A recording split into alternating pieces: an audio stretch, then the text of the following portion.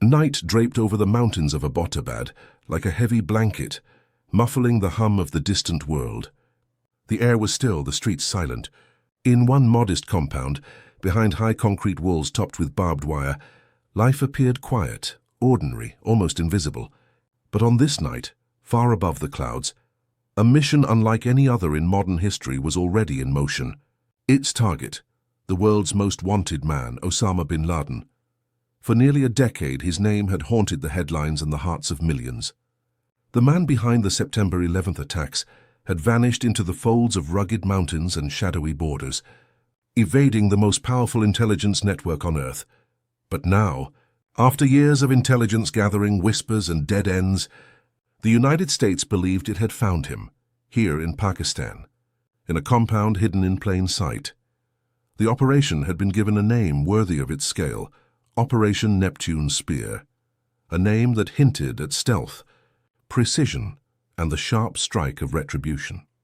Inside a dimly lit room in Washington, D.C., the atmosphere was electric with tension. The President of the United States sat among his most trusted advisors, generals, and intelligence officers. Maps and satellite images were spread across the table. Every wall, every rooftop, every possible escape route of the compound in Abbottabad was studied, marked, and rehearsed. The CIA had tracked a man known as the Courier, whose movements had led them to this mysterious compound. It was unusual. No phone lines, no internet, high walls, and residents who burned their trash instead of discarding it. Inside, analysts suspected, was the ghost they had hunted for years. But suspicion wasn't enough. The stakes were beyond measure.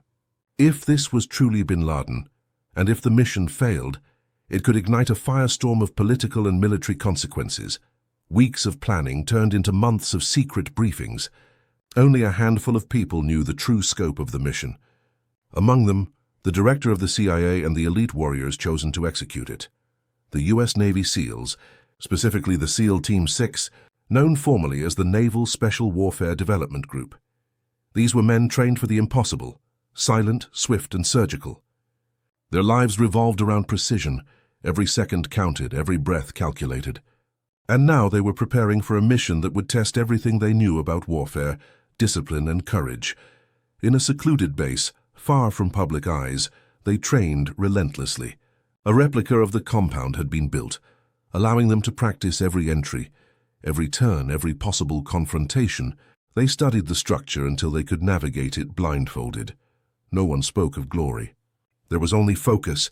Every man knew that once they took off, there would be no turning back. May the 1st, 2011. As dusk fell over Afghanistan, 2 modified Black Hawk helicopters prepared for takeoff from Jalalabad. Their blades began to spin, slicing through the desert air. Each aircraft carried a group of Navy SEALs, 23 in total, along with an interpreter and a tracking dog named Cairo. The mission was officially green-lit. Their route was a tightly guarded secret. Flying low, beneath radar detection, the helicopters crossed the mountainous terrain into Pakistani airspace. Silence ruled the cabin. Every man checked his gear one last time. They knew that even the smallest noise, the slightest misstep, could compromise everything. Below them, the lights of Abbottabad shimmered faintly. The compound waited in darkness, unaware of the storm descending upon it. Then, suddenly, a problem. As the first helicopter approached the compound, the air temperature and confined courtyard created unexpected turbulence. The rotor wash, the downdraft from the spinning blades, was too strong. The helicopter lost lift. The pilot fought to stabilize it, but the aircraft began to drop faster than expected. In seconds, it crash-landed inside the compound, the tail snapping against the wall. The explosion everyone feared never came. By sheer skill and luck, no one was hurt. The team moved fast, securing the area before anyone could react. The mission, though shaken, was still alive. The second helicopter, realizing the situation, landed outside the compound. SEALs poured out, their movements precise, coordinated, and deadly silent. Night vision goggles turned the dark into a ghostly green world, where every shadow mattered. Inside the compound, chaos erupted. The residents awoke to the sound of metal and shouting.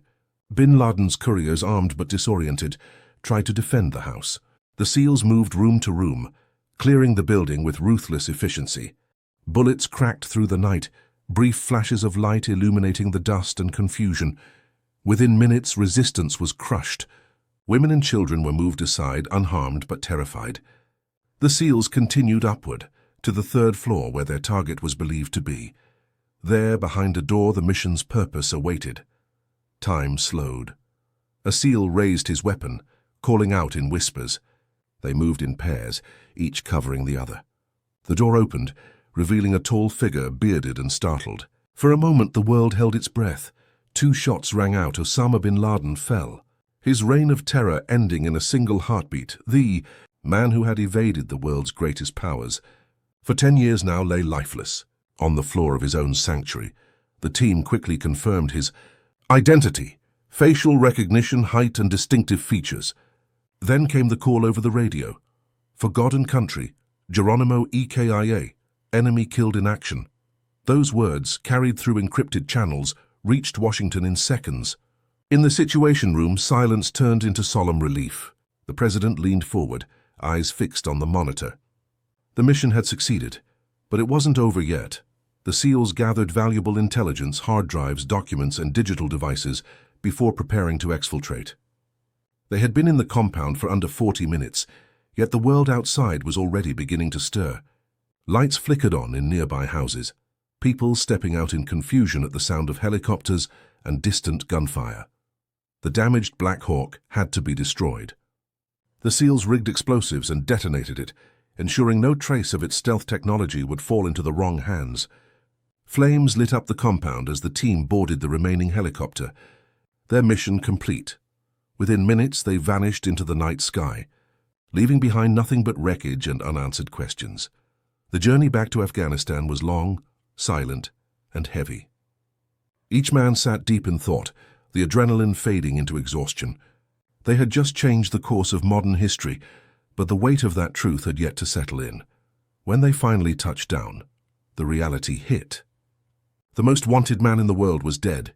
After years of intelligence failures, narrow escapes and relentless pursuit, justice had finally been served. In Washington, it was past midnight when the president addressed the nation. His words echoed across television screens, radios, and smartphones around the world. Tonight, I can report to the American people and to the world that the United States has conducted an operation that killed Osama bin Laden. Across cities, crowds gathered in the streets. Flags waved, people sang, tears flowed. The moment felt like the closing of a long and painful chapter in history. Yet for those who had fought and sacrificed over the past decade, it was bittersweet. A victory marked not by celebration, but by remembrance. In Abbottabad, confusion reigned. Residents woke to find their quiet town transformed into the center of global attention. The compound, once secretive and silent, was now surrounded by security forces and journalists. The questions came fast and endless. How long had he been there? Who had known? How did the world's most wanted man hide so close to a military academy? As daylight rose over the smoking ruins of the compound, the answers were few, but the impact was immense. The SEALs, meanwhile, returned to their base as ghosts, unseen heroes whose names would not be spoken publicly for years. Their actions that night would be studied, debated, and immortalized, but their faces remained in the shadows. They had carried out one of the most precise and daring missions in modern military history. Deep inside a sovereign nation, without detection, without backup, and without a single American casualty, Operation Neptune Spear had succeeded beyond expectation, but it had also opened a new chapter in the global fight against terrorism. Because even though bin Laden was gone, the ideology he inspired remained. His death was symbolic, a message that justice might be delayed, but it would never be denied. The aftermath rippled across the world. Leaders responded with statements of support, shock, and reflection. In the United States, the sense of closure was profound, but so was the awareness of what it had cost: trillions of dollars, countless lives, and a decade of global uncertainty. In the shadows of intelligence agencies and special operations units, Neptune Spear became a symbol not just of vengeance, but of precision, discipline, and moral resolve. Every part of the mission, from the CIA analysts who tracked a courier's cell phone to the pilot who managed to control a falling helicopter, to the SEAL who pulled the trigger, all were part of a vast, interconnected chain of human effort. Each link had to hold, and it did. Years later, the compound in Abbottabad would be demolished, erased from the landscape as if to bury the ghosts of that night. Yet its story endures, a reminder that even in the deepest shadows, the truth finds a way to emerge.